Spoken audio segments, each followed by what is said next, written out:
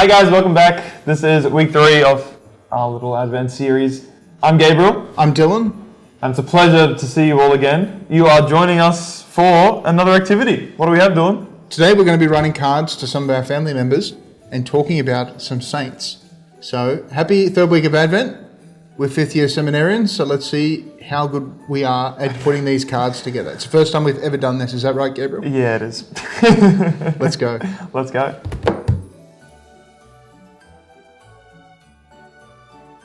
Although it's my first time making a card, I have written a lot of Christmas cards. You write Christmas cards, do you? I do. It used to be a family thing that I would write the cards.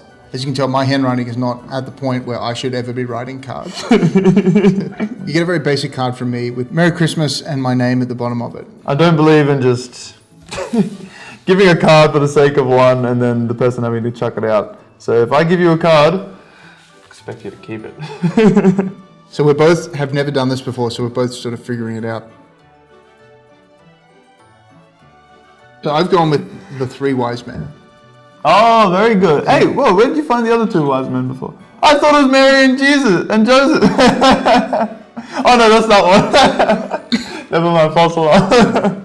I've gone 3 wise men, and you've gone with the Holy Family. Oh, I've gone, yeah, they're in the stable. I love how if you can see that, it's like it pops out a little.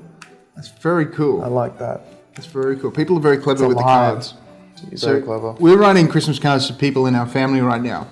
But Gabriel, if you could write, say 3 Christmas cards to 3 different saints, who do you think you'd write to? So it would be to Eulalia of Merida, who is a saint that I've sort of journeyed with for quite a while. Merida as in being from Spain. And she was 13, I believe, at the time, and martyred for the faith, and really brutally. And I just was captivated by that as a kid, by her story, by her witness.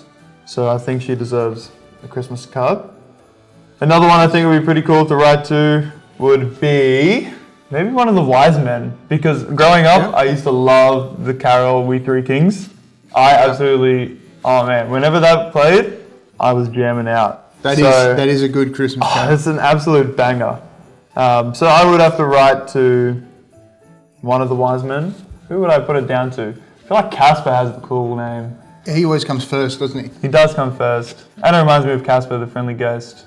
So I'd write one to Casper. Are there 3 that you have in mind? I would write one to St. Boniface. St. Boniface cut down a pagan tree that they were worshipping, which is why we have Christmas trees. So that's sort of a tradition. I'd write to him and be like, hey man, thanks for doing that. It's all turned out really well. We have got Christmas trees now. So I reckon he would appreciate, knowing that what he did has resonated so much. Who else you got?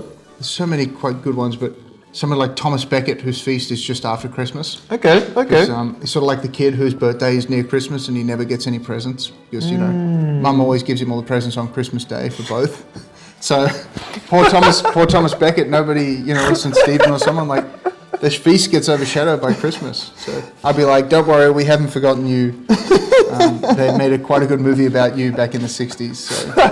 That's his consolation. Yeah. Saint Stephen, because pretty much immediately following Christmas, we celebrate this feast day of this proto-martyr. Yep. Like this guy who has given up everything, his whole life, for this message that begins on this Christmas day, which we celebrate. And because, for our archdiocese, I'd like to give him that acknowledgement. I'll say, you know what, buddy?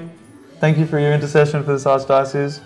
We're still doing well. Keep praying for us. Keep us on track. Bless our new archbishop. I think St. Stephen deserves one. While you're about to say a third, I may have accidentally done it upside down. So your third, sorry.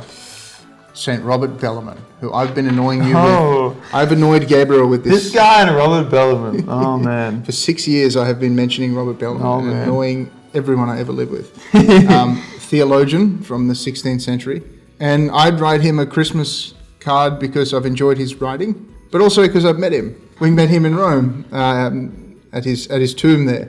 He had a big influence in my journey back to Catholicism when I was away for a little bit. Right. So I would definitely write a little Christmas card to him. That's sweet. You can, sort of give him that thanks.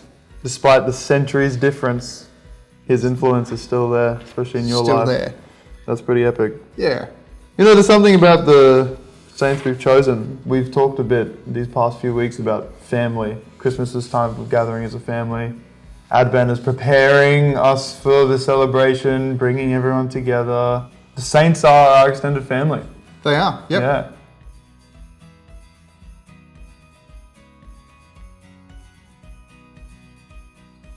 Well, this is my finished product. This is my Christmas card, my double-sided Christmas card.